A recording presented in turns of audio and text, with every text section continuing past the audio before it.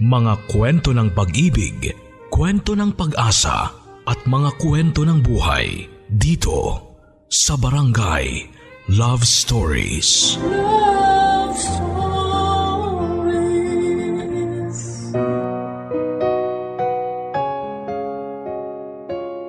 Habang may buhay, may pag-asa. Ganito itinuring ni Blessy ang sa kanya. Sunod-sunod man ang naging problema niya ay hindi siya nagpatinag dahil na rin sa pagmamahal sa kanya ng mga taong nakapaligid sa kanya. Pero paano kung ang isa sa mga minahal niya ay hindi na pala parte ng kanyang buhay? Kakayanin pa kaya niyang lumaban? Mga kabarangay, narito na ang huling parte ng sulat ng ating letter sender. Sina Blessy at Archie na ba ang magpapatunay na may forever? Alamin natin yan dito lamang sa mga kwento ng pag-ibig, buhay at pag-asa sa nangungunang Barangay Love Stories. Dear Papa Dudut, magandang araw mga kabarangay. Magandang araw din sa inyo Papa Dudut. Ako po ulit si Blessy, 53 years old, hiwalay sa asawa at walang anak. Lagi pong sinasabi na ang pagpapakasal ay hindi parang kanin na kapag napaso ay basta-basta na lamang iluluwa. Minsan ko na rin pong nasabi ang mga katagang yan. Pero ang kaso ko ay hindi po ako napaso sa init ng kanin. Ako mismo ang nagpasya na iluwa ito. Kung babalikan ang mga nauna kong kwento ay parang nakakainggit na sa akin napunta ang taong gusto kong maging akin, si Archie. Pero hindi para sapat na makatuluyan mo lamang ang taong gusto mo. Kailangan mo rin palang alagaan ang relasyon ninyo kasabay ng mga problemang susubok sa tatag ng inyong pagsasamahan. Sa kasamaang palad ay hindi ko po naalagaan ng buhay mag-asawa namin ng lalaking pinakasalan ko. Isinakripisyo ko ang pagsasama namin para may pagpatuloy niyang maging masaya kahit na wala na ako. Nung iniwan ko ang asawa ko ay sa La Union po ako dumiretso. Naisip ko na wala na akong ibang mapupuntahan pa kundi ang bumalik sa mga magulang ko. Sa kanila po ako nagsimula ulit at tinanggap naman po nila ako. Pilit kong ibinalik sa dati ang sarili ko. Nagtayo ako ng maliit na kainan ng panghapong merienda sa tapat ng bahay namin. Naging mabenta naman po ito lalo na at ang bahay namin sa probinsya ay napapalibutan ng mga opisina at malapit din sa eskwelahan. Lumipas ang isang taon ay nakaramdam din ako ng kaunting kaginhawahan. Hindi man katulad ng dati pero masaya ako na nakakalimutan ko na ang trauma na pinagdaanan ko sa pagkawala ng dalawa kong anak. Pero kahit na ganoon, may kaunting kirot pa rin akong nararamdaman sa puso ko. Lalo na tuwing napapadaan sa isipan ko ang dati kong asawa na si Archie.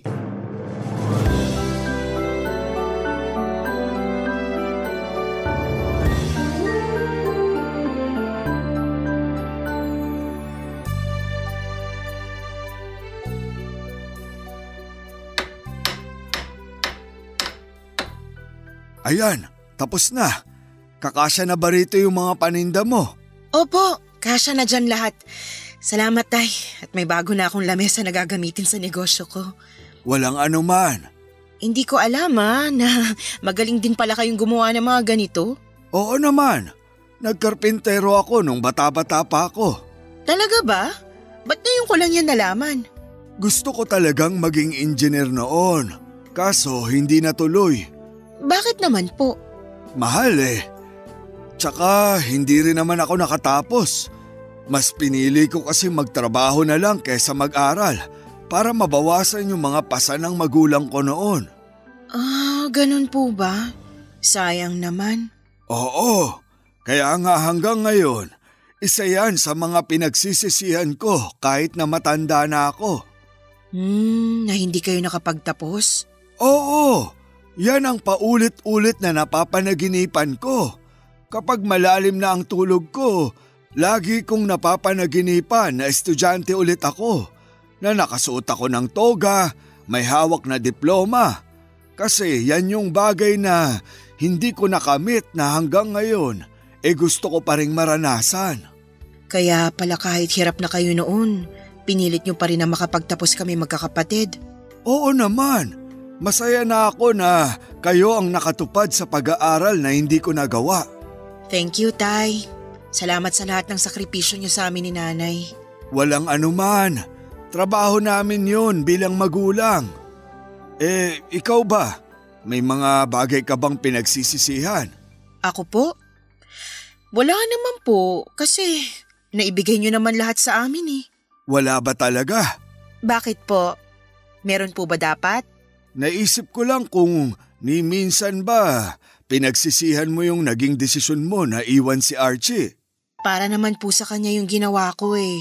Pero para sa'yo, anong nararamdaman mo sa naging desisyon mo na yon? Siyempre, mabigat sa loob. Pero okay na rin yun kasi hindi ko na kailangang isipin pa kung masasaktan ko siya o hindi. Kung masaya pa ba siya o hindi na.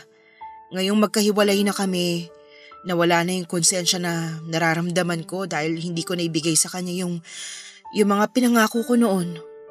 Hindi na siya damay sa mga pasakit na bitbit ko ngayon. Pero hindi ba nangako ka rin na hindi mo siya iiwan sa hirap at ginawa? Paano yun? Iniwan ko po siya para guminhawa ang buhay niya. Sa tingin mo, guminhawa ba ang buhay niya nung nawala ka? Hindi ko po alam. Wala na akong balita sa kanya eh. Pero sana maayos na ang kalagayan niya ngayon. Sana masaya na siya. Hindi mo ba siya namimiss? Minsan, naiisip ko siya. Pero wala eh. Kailangan kong panindigan yung ginawa ko. Kahit gusto ko siyang makita ulit, kahit gusto ko siyang kumustahin, kailangan ko magpigil.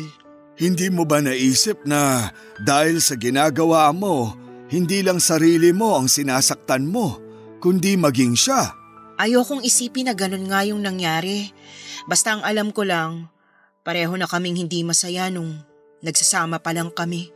Kaya nagbakasakali ako na kapag magkahiwalay na kami, maranasan ulit namin maging masaya. Ayaw kong manghimasok sa problema niyong mag-asawa. Pero ipinapanalangin ko talaga na sana maayos niyo pa to. Mabait na tao si Archie at alam kong mahal ka niya. Sana hindi masayang yung pinagsamahan niyo. Bahala na po kung anong mangyari sa aming dalawa. Ang gusto ko na lang muna ngayon makarecover sa mga masasamang pangyayari sa buhay ko. Hayaan mo, maghihilom din yang sugat sa puso mo balang araw. Sana nga po. May mga pagkakataon, Papa Dudut, na napapaisip ako kung papaano kaya ang naging takbo ng buhay ko kung nagkatotoo ang mga plano namin ni Archie. Siguro ay may 2 anak na ako ngayon at merong masaya at tahimik na pamilya. Yung karaniwan ang tumatakbo sa isipan ko tuwing nag-iisa ko. Marami po akong regrets, Papa Dudut, pero kahit naman anong gawin ko, kung kapalaran ko na talaga ang maging mag-isa ay wala akong magagawa. Kung pwede lang sanang balikan ang lahat, edi sana ay nakapag-prepare ako sa ganitong klaseng buhay na meron ako ngayon. Ganun pa man ay patuloy pa rin naman ako noon sa buhay. Kahit papaano ay nagagawa ko ng bumangon tuwing umaga na may ngiti sa mga labi ko. Malaki talaga ang naitulong ng paglayo ko mula sa siyudad. Mas tahimik kasi sa probinsya. Kaunti lang ang tao at walang gaanong stress. Doon ay nakakapag-restart ako sa tulong na rin ng pamilya ko. Isa rin sa mga naging taga-suporta ko noong mga panahong lugmok ako ay ang best friend ko na si Jessa, na kahit na may mga edad na kami ay hindi pa rin ako kinalimutan. May pagkakataon noon na dinalaw pa niya ako sa La Union dahil miss na raw niya ako. Nasakto na anniversary nila ng asawa niya kaya naisipan nilang doon na lamang magbakasyon. para makita niya ako matapos ang mahabang panahon.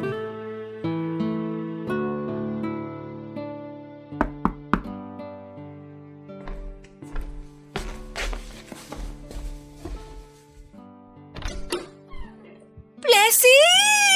Jessa! Pasensya na. Hindi ko na kayo nasundo sa terminal. Okay lang. Nag-tricycle na lang kami papunta sa hotel. Malapit lang naman pala. Pero itong bahay nyo, dito ako nahirapang maghanap. Yung tricycle na sinakyan ko parang hindi taga rito.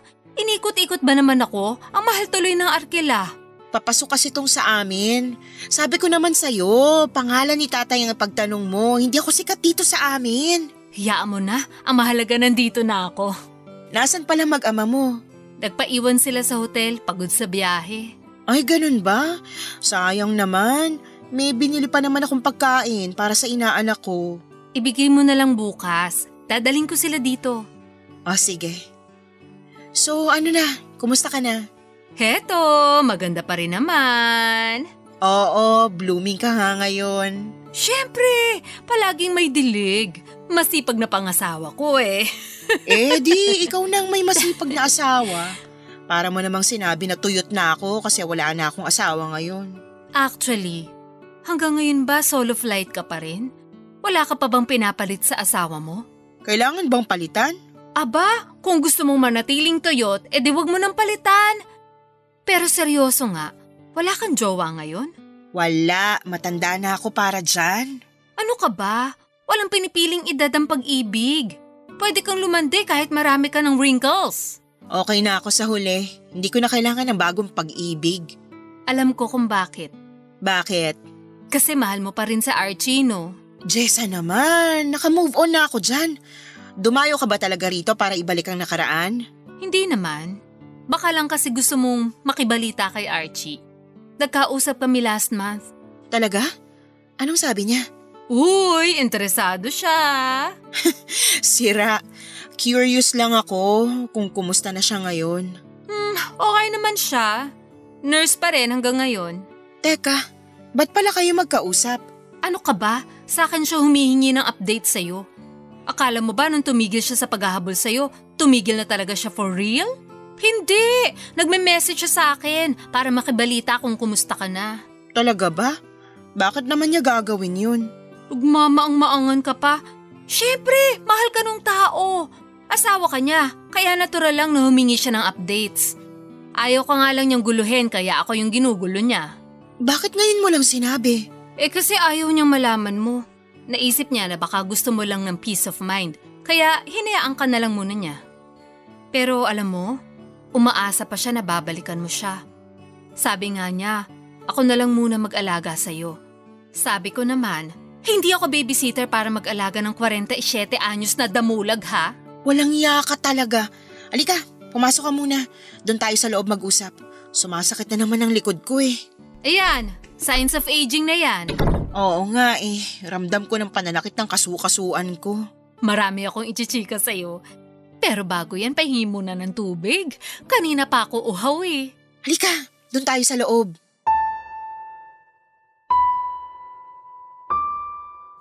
Dalawang taon na noon simula nang nakipaghiwalay ako kay Archie Papadudut. Sa panahong yon ay aaminin kong nakaramdam ako ng pagsisisi sa ginawa ko. Tama nga ang sinabi sa akin noon ni tatay na baka pagsisihan ko ang gagawin kong pakikipaghiwalay sa kanya. May mga moments kasi noon na bigla-bigla ko na lamang naaalala ang dati kong asawa. Lalo na tuwing ginagawa ko ang mga bagay na dati niyang ginagawa para sa akin. Tulad na lang tuwing sumasakit ang puson ko. Palagi niya akong minamasahe para mabawasan ang sakit na nararamdaman ko. Namiss ko rin ang mga pasalubong niyang midnight snack tuwing natatapos ang shift niya sa ospital. Pati na rin ang mga pang-iinis niya sa akin kapag napapansin niyang masama ang timpla ko. Lahat ng yon, Papadudot, ay itinapon ko dahil lang sa kagustuhan kong malayo siya mula sa buhay kong wala nang ibang natanggap kundi puro pasakit. Napapatanong tuloy ako kung tama ba ang ginawa ko. Kung masaya na ba siya ngayon?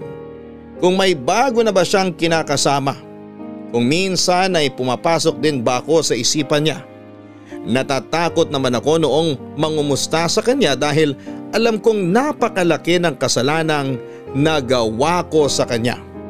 Takot din akong malaman na baka may iba na siyang mahal, Papa Dudut.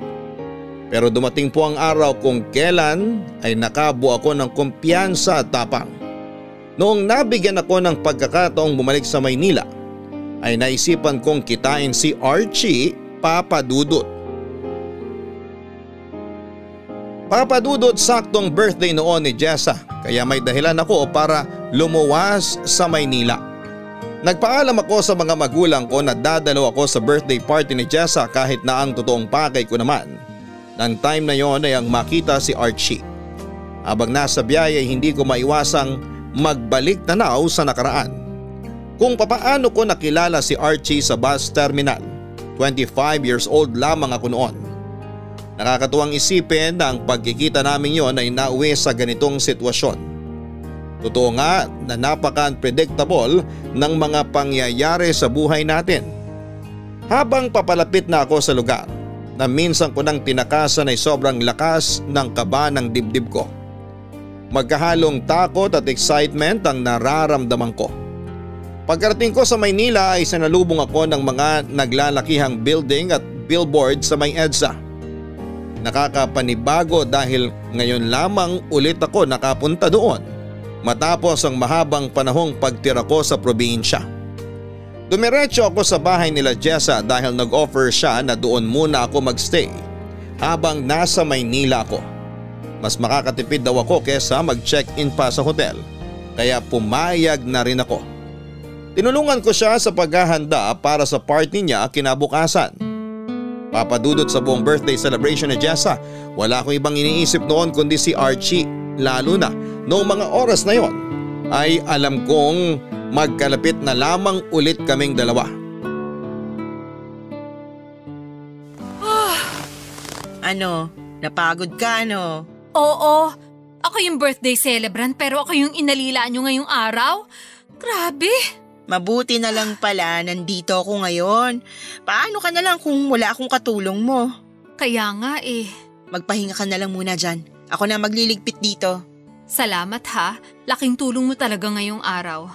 Hindi bale, babawi ako sa iyo bukas. Mag-girl banding tayo. May lakad ako bukas eh. Saan naman? May date ka? Wala. May gusto lang akong kitain. Sino? Si Archie ba? Si Archie, no? Oo, siya nga. Oh my gosh! Muling ibalik na ba ang tamis ng pag-ibig? Baliw! Kukumustahin ko lang siya.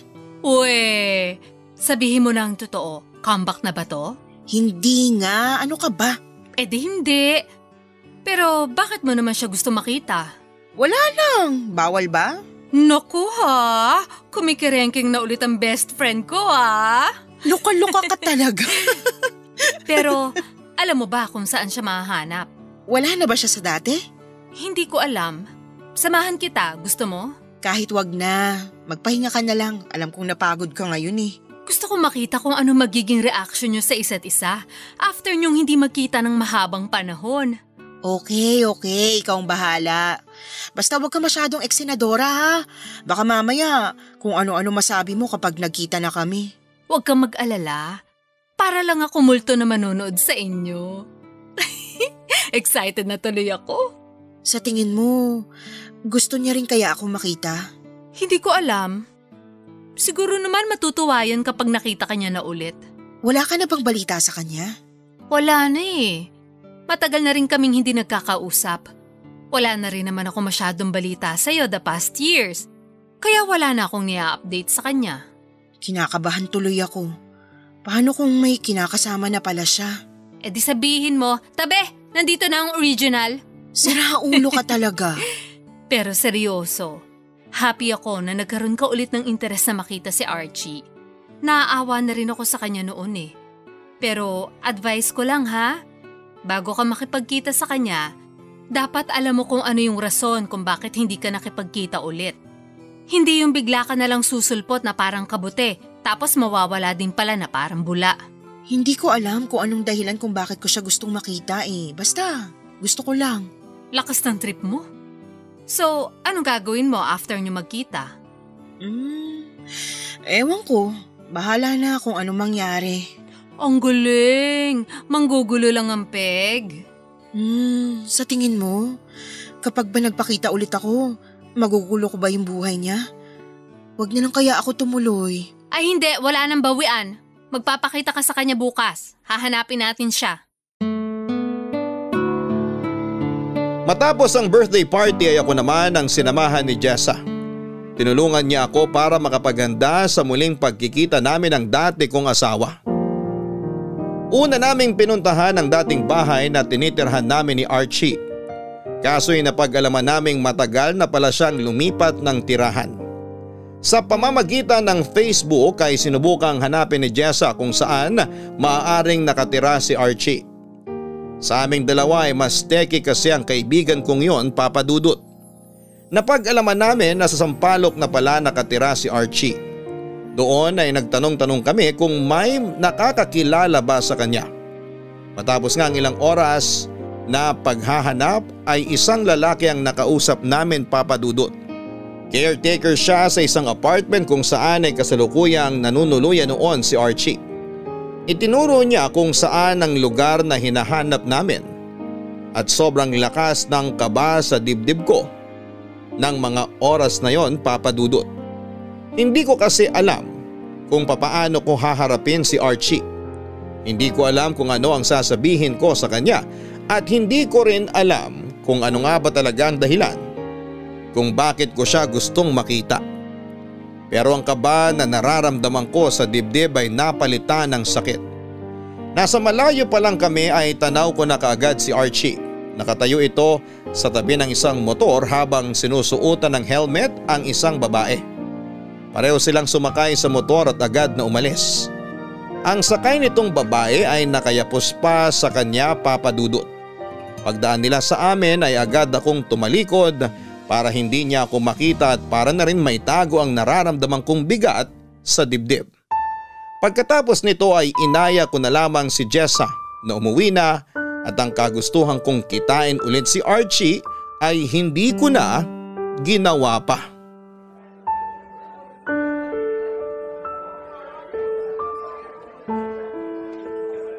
Tulala ka na naman dyan. Iniisip mo ba yung nakita mo?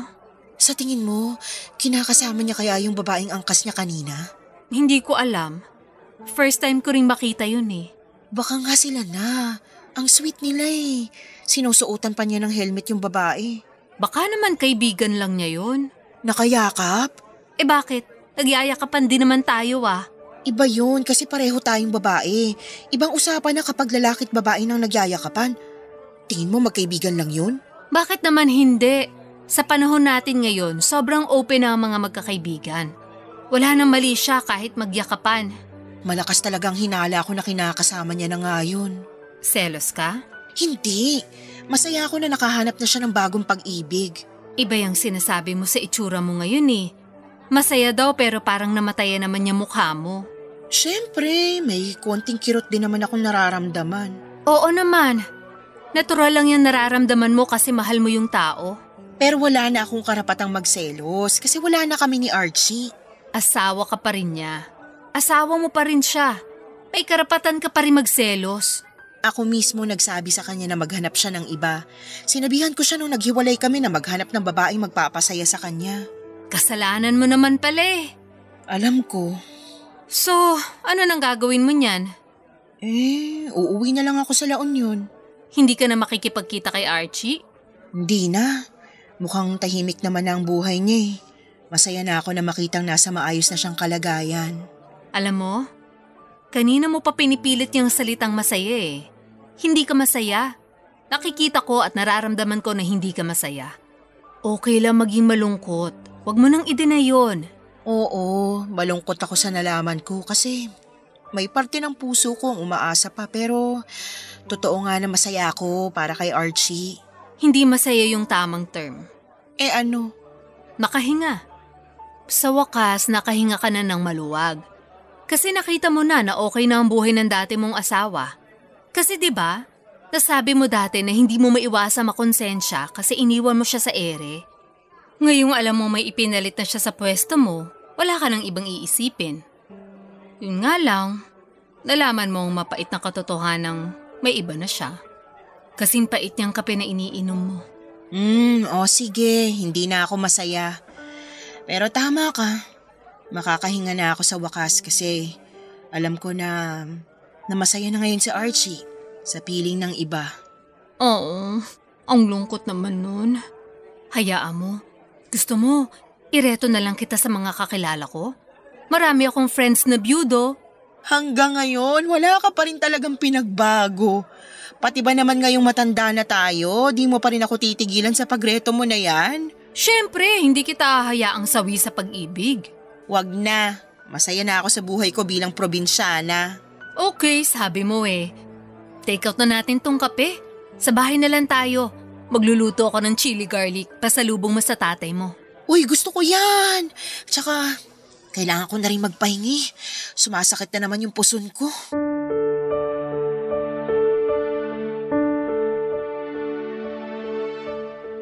Wala naman akong karapatang magreklamo, Papa Dudut. Ako naman kasi ang may kasalanan ng lahat. Ako ang umalis at ako rin ang nag-utos sa sarili kong asawa na maghanap na lamang siya ng ibang babae sa pag-asang magbabago pa ang buhay nito at mas magiging masaya siya kapag malaya na mula sa piling ko. Ipinagtulakan ko siya palayo para hindi na siya madamay sa mga pinagdadaanan kong kalungkutan noon. Noong nakita ko si Archie na nasa maayos na lagay at masaya na sa piling ng iba ay aminado akong sobrang nasaktan ako, Papa Dudut. Kahit na yun naman ang hiling ko para sa kanya. After all ay siya pa rin naman kasi ang laman ng puso ko. Pero wala na akong magagawa pa. Tahimik na ang buhay niya at ayoko na itong guluhin pa. Ilang araw pa akong nanatili sa bahay nila Jessa, Papa Dudut, bago ako tuluyang bumalik sa La Union. Doon ay pinilit ko nang kalimutan si Archie. Itinapon ko na ang bawat pag-asang nararamdaman ko na baka magkabalikan pa kami. Pinanindigan ko na lamang ang desisyong ginawa ko noon dahil ako lang din naman ang punot dulo ng sakit na nararamdaman ko. Ako ang may gawa nito kaya ako mismo ang haharap sa mga naging bunga ng maling pasya ko sa nakaraan ko. Pagbalik ko sa La Union ay pinagpatuloy ko ang simpleng pamumuhay ko doon, Papa Dudut. Mabigat sa dibdib ang mga nakita ko sa Maynila pero pilit ko na lamang tinanggap ang naging kapalaran naming dalawa ni Archie. At least masaya na ang dati kong asawa. Yun naman po ang habol ko kaya ako nakipaghiwalay sa kanya. Papa Dudut, kung masasabi ng iba na malas ang naging takbo ng buhay ko ay hindi pa po natatapos ang kamalasang ito. Namatayan ako ng 2 anak, iniwan ko ang asawa ko dahil dito. Ang buhay na binuo ko sa Maynila ay tinalikuran ko para magtago sa La Union. Akala ko yun na ang rurok ng lahat pero mas may malala pa pala. Ilang buwan matapos akong bumisita sa Maynila ay isang masamang balita ang dumating sa buhay ko. Matagal ko nang nararamdaman ang kakaiba sa katawan ko. Akala ko dahil tumatanda na ako kaya normal lang ang pagsakit ng likod ko. Nagkakaroon din ako ng heavy periods na naisip ko ay okay lang dahil nasa menopausal stage na ako. Pero sa pagtagal ng panahon, unti-unting nagiging bloated ang katawan ko. Dumating nga sa puntong hindi na kasya sa akin ang mga pantalon at shorts ko. Inakala ng lahat ay buntis ako pero imposibleng mangyari yon dahil never na akong nanlalaki simula nung maghiwalay kami ni Archie. Para malaman ang rason ng nangyayari sa akin ay nagpunta ako sa doktor at doon ay napag-alaman kong may malubha na pala akong karamdaman, Papa Dudut. Tay, may sasabihin po ako sa inyo. Ano yon, anak? Nalaman po ako masamang balita ngayon. Ano yon? Tungkol saan? Naalala niyo pa ba nung time na hindi ako makabangon sa kama kasi sobrang sakit ng likod ko? Oo, muntik ka na nga naming itakbo sa ospital kaso sabi mo wag na lang. Yun nga po. Nawala na lang yung sakit nung uminom ako ng maraming pain reliever. May kinalaman ba yun sa balitang nalaman mo? May sakit ka ba? Nung time na yon, nagtaka na ako kung may problema ba sa akin. Hindi lang kasi yun yung nararamdaman ko eh. Minsan, lagi ding masakit ang ulo ko, tsaka madali na lang ako mapagod. Tapos, dumagdag pa tong tiyan ko. Bigla na lang lumaki kahit na hindi naman ako matakaw kumain. Alam ko may problema sa akin kaya nagpa-check up ako sa doktor. At anong sabi nila? Kinunan ako ng blood test, tapos sinadya sa akin ng doktor na magpa-ultrasound. Oh, tapos? Nakita nila sa ultrasound na may namuong tubig sa tiyan ko. Kaya daw ako bloated dahil doon. Ano raw solusyon dyan? Kailangan ko raw pong maoperahan para maalis yung tubig sa tiyan ko. Kailan? Magpa-opera ka na para di na lumalayan. Opo, nakaschedule na po ako. Meron pa ba? May hindi ka pa ba sinasabi sa akin? Nagpa-CT scan din po ako. May nakita po silang tumor. Meron po akong ovarian cancer, Tay. Ha? May cancer ka? Opo. Anak! Tay, hindi na po natapos-tapos tong mga problema ko. Lagi na lang ako nakakatanggap ng masamang balita. Lalabanan natin yan. Hindi ka namin iiwan. Ang hirap, Tay. Hindi naman ako malakas eh. Pero bakit bulto-bultong problema ang laging binibigay sa akin? Anak, pagsubok lang to. Madami ka ng pinagdaanan sa buhay. Ngayon ka pa ba susuko? Opo, Tay. Gusto ko nang sumuko. Huwag kang susuko, anak. Nandito kaming pamilya mo para tulungan ka. Huwag kang mawala ng pag-asa. Hindi ko na po alam. Pagod na po ako. Cancer lang yan. Kayang-kaya natin yung labanan. Paano kapag ayoko na pong lumaban? Aba, hindi ako makapapayag. Ama mo ko at hindi ko hahayaang sumuko ka na lang basta. Alam kong hinahayaan kita sa mga desisyon mo noon. Pero sa pagkakataong ito, hindi kita mapagbibigyan sa gusto mo. Lalaban tayo, anak. Sa ayaw at sa gusto mo, tatalunin natin yung sakit mo. Sana kasing tapang ko rin kayo. Matapang ka na. Nakita ko lahat ng pinagdaanan mo at masasabi ko na mas matapang ka pa kesa sa akin. Kaya kung maaari, huwag ka munang sumuko. Subukan mong lumaban. Salamat po, Tay. Ano ngayon ang plano ng doktor mo? Kailangan ko raw po magpakimo. Tapos kapag mahina na yung cancer sa katawan ko, tsaka na nila ako ooperahan. Alam na ba yan ng nanay mo? Hindi pa po. Sa inyo ko palang po ito sinasabi. Huwag mong madaliin. Sabihin mo sa kanila ang totoo kapag handa ka na. Basta tandaan mo lang, kakampi mo kami. Kaya huwag kang matatakot na humingi sa amin ng tulong. Maraming salamat po talaga, Tay.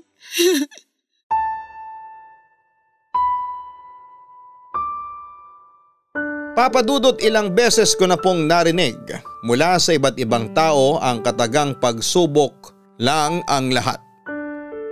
Iniirapan ko na lamang ito dahil sa mahabang panahon ay wala nang ibang dumating sa buhay ko para manggulo kundi puro pagsubok lang. Parang ngang hindi na pagsubok ang mga nararanasan ko kundi parusa na dahil hindi na ito matapos-tapos. Mabait naman ako sa pagkakaalam ko, wala akong tinatapakang tao. Kailanman ay hindi ako gumawa ng masamang bagay. Sumusunod ako sa mga batas ng tao pati na rin sa batas ng Diyos. Sa abot ng aking makakaya ay umiiwas akong makasakit ng tao. Pero kahit na ganoon, ganito pa rin ang mga pagsubok na ibinibigay sa akin. Para bang nasanay na ako sa mga masasamang kapalaran ko. Kaya siguro ay nasanay na lang din si Lord na bigyan ako ng mga ganong klase ng problema. Pinagtitripan yata ako ng mundo dahil kahit mag-isa na nga lang ako ay hindi pa rin ako tinatantana ng problema. Mabuti na lang po at meron pa rin po akong pamilya at mga kaibigan na nagsilbing support system ko.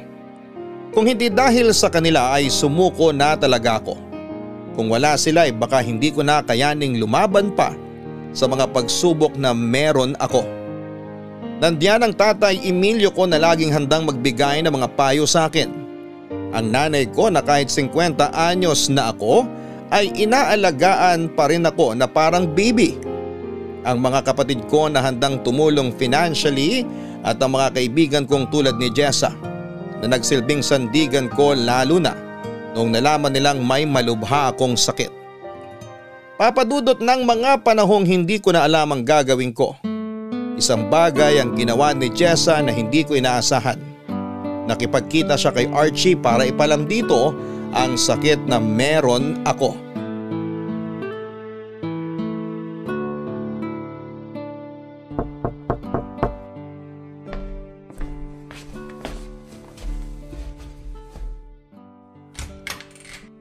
Archie! Jessa? Uy, ikaw nga! Mini-message kita sa Facebook mo. Hindi ka nagre-reply kaya pinuntahan na lang kita rito. Nag-message ka? Wala naman akong natanggap na message mo. Baka nasa message request ko kaya hindi ko nakita. Ano meron? Long time no see ah. May ibabalita sana ako sa'yo. Ano yung ibabalita mo? Ay, teka, paano mo nga pala nalaman tong address ko? Parang wala naman ako nabanggit sa'yo na lumipat ako ah. Hinanap ka namin ni Blessy noon. Ni Blessy? Magkasama kayo? Oo, nung birthday ko. Gusto ka sana niya makita. Pero bakit hindi natuloy? Nakita naming may kasama kang babae. Ayaw niya makagulo kaya bumalik na lang siya sa La Union. Sinong babae? Baka si… Pero hindi na importante yon. Marami pang mas mahalagang bagay na kailangan nating pagtuunan ng pansin ngayon. Anong ibig mo sabihin? Kailangan mong malaman ng lagay ngayon ni Blessy. Bakit? May nangyari ba sa kanya? May sakit siya, Archie. Anong sakit niya? Ovarian cancer. Ha? May cancer siya? Kailan pa? Nalaman lang niya nitong nakaraan. Kumusta na siya?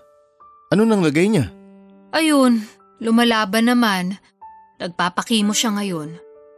Katatapos lang din niyang maoperahan. Ay, Diyos ko, Blessy.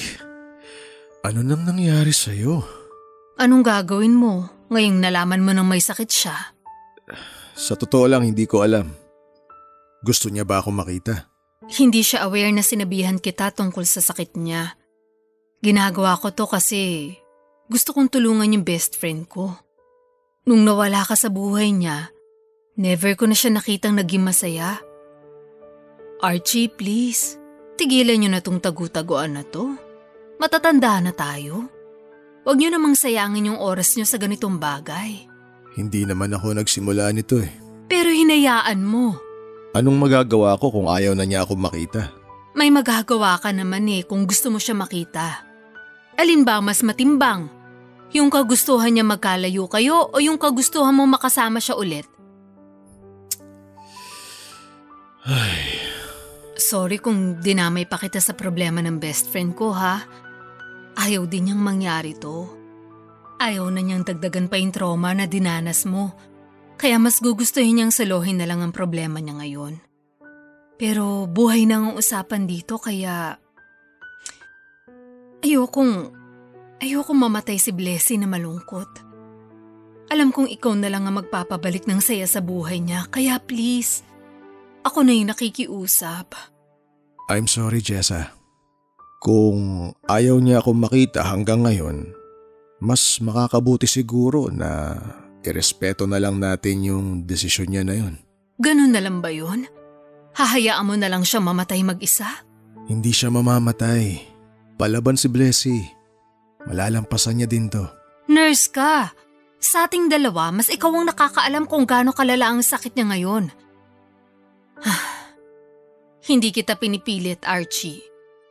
Pero binibigyan kita ng choice at sana piliin mo yung desisyon na magpapasaya hindi lang sa'yo, kundi pati na rin sa babaeng minahal mo.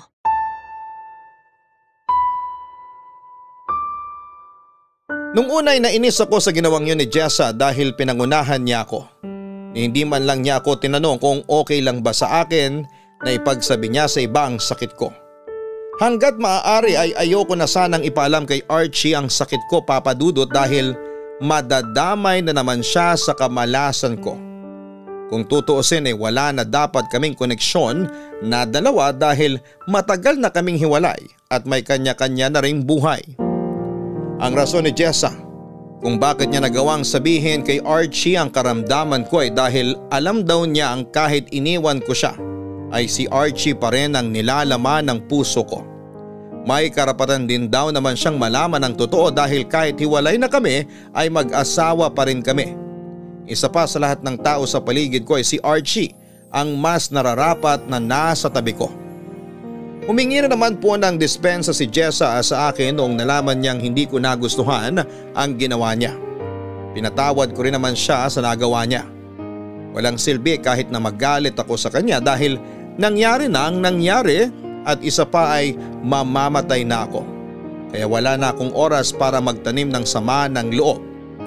Yun lang ay ayoko ring makaperwisyo sa mga huling sandali ko sa mundong ito. Kaya ayoko na sanang isama pa si Archie sa problema ko. Kaso nga lang ay huli na ang lahat. Alam na ni Archie ang katotohanan, Papa Dudut.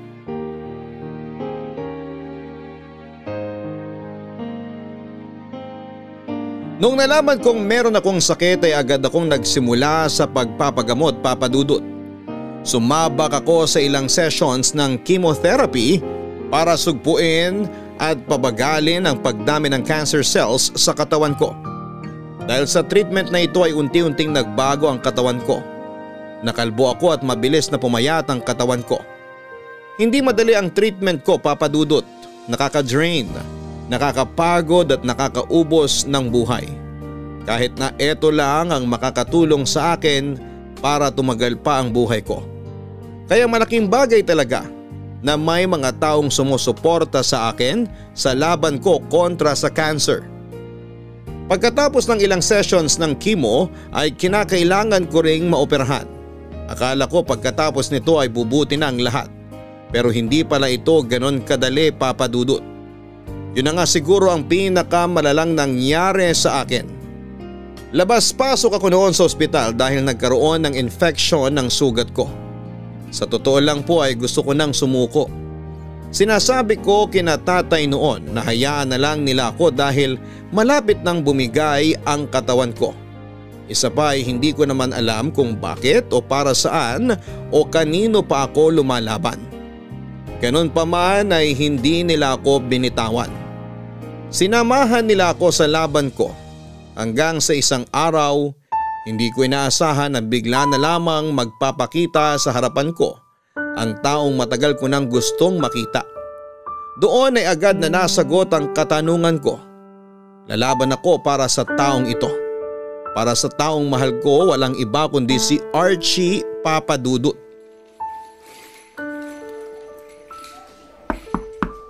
Pasok! Blessy. Archie, anong ginagawa mo rito? Nabalitaan ko kay Jessa yung nangyari sa'yo. Kumusta ka na? Eto, nagpapagaling pa rin ng sugat. Ang payat mo na. Kasalanan ng chemo. Nawala yung appetite ko dahil doon. Pilitin mong kumain. Kailangan mo ng sustansya sa katawan para lumakas ang resistensya mo. Archie, bakit ka nandito? Gusto kitang makita. Tapos, ano nang gagawin mo ngayong nakita mo na ako? Aalagaan kita. Yun yung pangako ko, di ba? Blessy, hayaan mo na akong bumalik sa buhay mo. Pero, paano yung kinakasama mo? Wala akong kinakasama.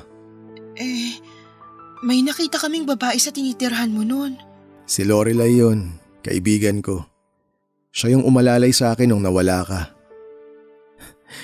Alam mo ba na muntik na akong mabaliw nung iniwan mo ko? Siya nag-alaga sa akin. Siya yung sumama sa akin nung sobrang dilim ng mundo ko. Hindi mo siya… Hindi. Walang namagitan sa amin kasi alam niya kung nasaan ang lugar niya. Tsaka nilinaw ko naman sa kanya ang lahat eh. Kaya kung ano man yung iniisip mo, mali yun. Hindi kita ipinagpalit. Wala nang makakapalit pa sa lugar mo dito sa puso ko. Nangako ko sa tatay mo. Nangako ko sa iyo. Nangako ko sa harapan ng Diyos. Hanggang sa mamatay ako, tutuparin ko yung pangako kong yun, Blessy. I'm so sorry, Archie. Sorry sa mga ginawa ko sa'yo. Hindi mo na kailangang humingi ng tawad. Nung una, oo, nagalit ako sa'yo. Pero kalaunan, naintindihan ko rin naman yung rason mo.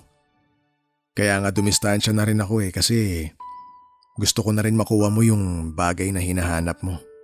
Salamat at bumalik ka sa akin. Pangako ko sa'yo, hinding-hindi na ako aalis sa tabi mo. Dito lang ako hanggang sa bumalik ka sa dati. Paano yung trabaho mo sa Manila? Nag-resign na ako doon. Maghahanap na lang ako ng trabaho dito. Pero… Huwag mo na akong problemahin. Naplano ko na lahat. Dinala ko na rin yung mga gamit ko sa bahay nyo. Nakausap ko na mga magulang mo. Nag-alok naman sila na doon na muna ako sa inyo tumira. Sorry talaga. Nahihiya ako sa'yo dahil sa mga pinagagagawa ko noon. Kalimutan na natin yun. Tapos na tayo doon. Dito ka na lang mag-focus. Kailangan mong gumaling. Susubukan ko. Susubukan kong labanan tong sakit na to. Laban natin to. Huwag mong suluhin.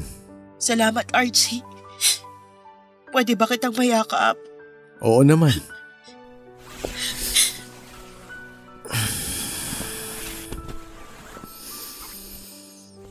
I missed you, Blessy. I missed you too. Wala nang hiwalayan, ha? Okay? Oo, wala na. Ipangako mo na anuman ang mangyari, sabay nating haharapin ang mga problema natin bilang mag-asawa. Oo, pangako. Simula ngayon, ako na magiging personal nurse mo. Bawal humindi sa akin. Stricto akong nurse. Sana mapagaling niyo po ako. Oo naman. Akong bahala sa'yo.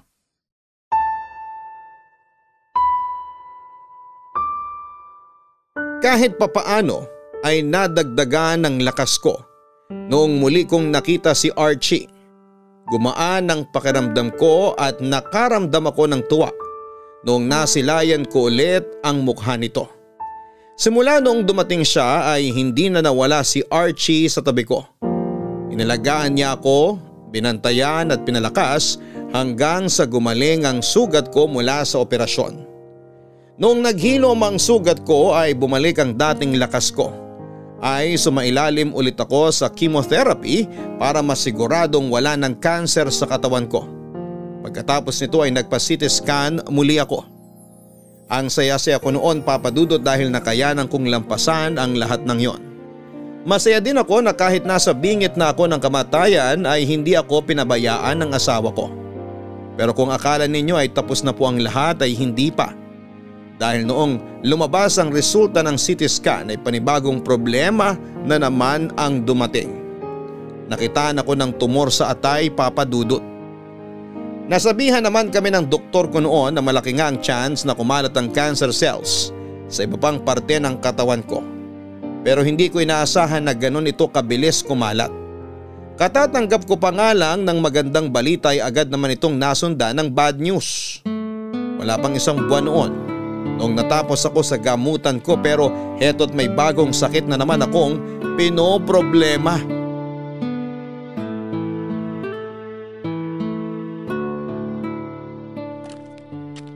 Blessy, halika na.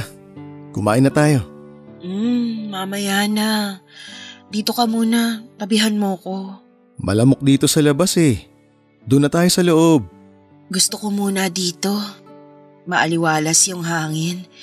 Tingnan mo, maliwanag ang kalangitan ngayon. Kitang-kita yung ganda ng mga bituin. Halika, upo ka. Ay, sige na nga. Kapag ako nagka-dengue ha, kasalanan mo. Dengue lang yan. Ako nga cancer eh.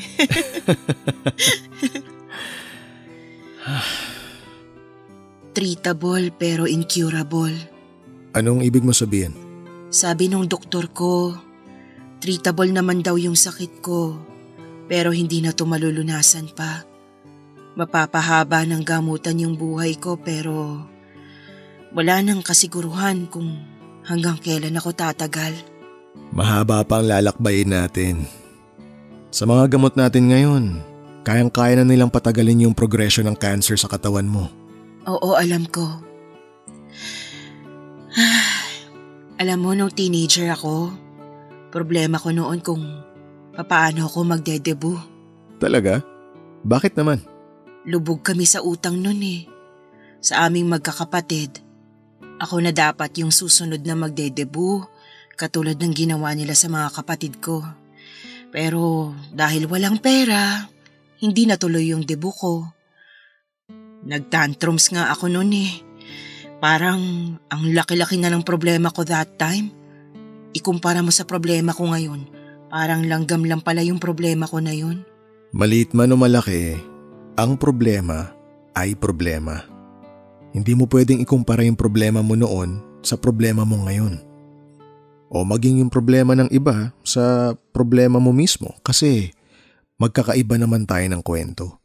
Naisip ko lang kasi na sobrang dami kong bagay na take for granted noon. Sobrang dami kong oras na nasayang. Ngayong bilang na lang ang mga araw ko, na-realize ko na parang wala palang sense na problemahin ko yung mga pinagdaanan ko noon kasi nga mamamatay din naman pala tayo. Ang laki ng oras na sinayang ko nung nagkahiwalay tayo. Kung may babalik ko lang sana ang panahon, Sana hindi ko na lang ginawa yun. Kung alam ko lang na ganitong kahihinatnan ko, sana sinulit ko na lang ang bawat araw ko. Katulad nga ng sinabi ko, marami ka pang oras para bumawi. Hindi pa huli ang lahat. Alam ko, pero nakakalungkot lang na tsaka lang natin marirealize ang lahat kung kailan huli na. Kung kailan bilang na lang ang oras natin para bumawi. Hayaan mo. Simula ngayon, susulitin na natin ang bawat araw natin. Wala tayong oras na sasayangin. Sa tingin mo, aabot pa kaya ako ng 2024? Oo naman. Aabot ka pa ng 10 years. Ay, hindi pala. 20 years. Kailangan mo ring maranasang mangulubot ang muka para naman patas. Alangan naman ako lang ang tatanda sa ating dalawa. Ano yun? Iiwan mo uli ako? Hindi mangyayari yun. Promise ko nga, diba? Na wala nang iwanan. Oo, dapat lang. Kaya wag mo nang iniisip yung mga bagay na yan. Doon tayo sa mga magagandang bagay. Wag doon sa kamatayan. Sorry na. Hindi ko lang maiwasang mag-isip ng mga ganong klaseng bagay. Naisip ko nga rin na baka kaya di tayo nabiyayaan ng anak kasi maaga din pala akong mawawala. Huwag mong isipin yan, Blessy. Hindi yun ang rason. Kung hindi ka binigyan ng anak dahil lang magkakakanser ka pala, di sana hindi ka na binigyan ng gwapong asawa. Sa bagay, may punto ka rin naman. Lahat ng nangyayari sa atin may rason. May rason din kung bakit hanggang ngayon malakas ka pa rin. May rason kung bakit hanggang ngayon, nandito ka pa rin sa tabi ko. Kaya wag mo nang bilangin yung mga natitirang oras mo kasi mahaba pa yan. Oo na, hindi na. Halika na, pumasok na tayo. Pinapapak na ako ng lamok dito eh. Mabuti pa yung mga lamok, nakakakain na. Ako kanina pa ako gutom. Oo, sige na nga, kumain na tayo. Kakain ka ng marami ha? Opo. I love you. I love you too. Papadudot tanggap ko na anumang oras ay maaari nang bawiin ng Diyos mula sa akin ang buhay na pinahiram niya. Kung noon ay parabang may halong galit pa ang nararamdaman ko dahil sa mga nangyari sa akin, ngayon ay buong puso ko na lamang na niyakap ang kapalarang ito. Dati gabi-gabi ako naghahanap ng kasagutan sa mga tanong ko kung bakit ko pinagdadaanan ang mga bagay na yon. Ngayon ay hindi ko na kailangan ang sagot. Sa halip ay ibinigay ko na lamang ang buong tiwala ko sa Diyos, pati na rin ang buhay ko na siya na rin naman ang nagbigay. Kontento na ako, Papa Dudut, masaya na ako. Masaya na ako na nabigyan ako ng mapagmahal na pamilya, ng maaasahang kaibigan at ng lalaking hindi ako iniwan at pinabayaan. Malaki ang pasasalamat ko kay Archie dahil nakilala ko siya.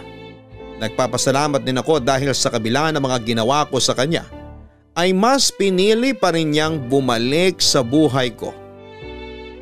Papa Dudut, ilang beses kaming nagkahiwalay ni Archie. Ilang beses kaming sinubok ng sari-saring problema. Pero kahit na maraming beses kaming nagkahiwalay, ng landas ay sa isang lugar din pala kami mauuwi. Walang iba kundi sa buhay naming isa't isa. Kung ako po ang tatanungin ninyo ay naniniwala pa rin ako sa invisible string. Naniniwala pa rin ako na kami talaga ang tinadhanang magkatuluyan. Sakto nga na nurse ang napangasawa ko dahil hindi ko alam na magiging pasyente pala ko. Ngayon ay patuloy pa rin po ako sa pagpapagamot. 53 years old na ako at ilang taong ko nang nilalabanan ang sakit ko. Hindi ko man hawak ang kinabukasan. Hawak ko naman ang buhay na meron ako sa ngayon. Kaya hanggat ako'y humihinga, patuloy kong pahalagahan ang bawat oras na ibinibigay sa akin hanggang sa maubos ito. Ito na po ang wagas ng aking kwento, Papa Dudut. Maraming salamat po sa pag-aalay ninyo ng oras sa napakahaba kong sulat sa inyo. Maraming salamat din po sa lahat ng nakinig at sumusubaybay sa kwento naming dalawa ni Archie. Mabuhay po kayong lahat. Ang inyong forever kapuso at kabarangay, Blessy. Pag-ibig ang sagot sa lahat. Pag-ibig ang solusyon sa takot, sa pangamba, sa pag-aalinlangan, sa mga problema. Ito ang pinatunayan ni Blessy at ng kanyang kwento na pinadala sa atin. Kaya naman para sa iyo, Blessy, kami ay nagtitiwalang malalampasan mo rin ito. Kumapit ka lamang sa puong may kapal at tiyak na hindi ka niya pababayaan. Isa kang inspirasyon at gusto naming malaman mo na proud kami sa iyo. Hanggang sa muli, maraming salamat po sa inyong lahat. Ako po ang inyong si Papa Dudut sa mga kwento ng pag-ibig, buhay at pag-asa sa Barangay Love Stories number 1. Sabay-sabay nating pakinggan ang iyong kwento ng pag-ibig, buhay at pag-asa. Ipadala lang sa barangaylovestories@yahoo.com. Nagustuhan ng iyong napakinggan? Ituloy yan via live stream sa www.gmanetwork.com/radio.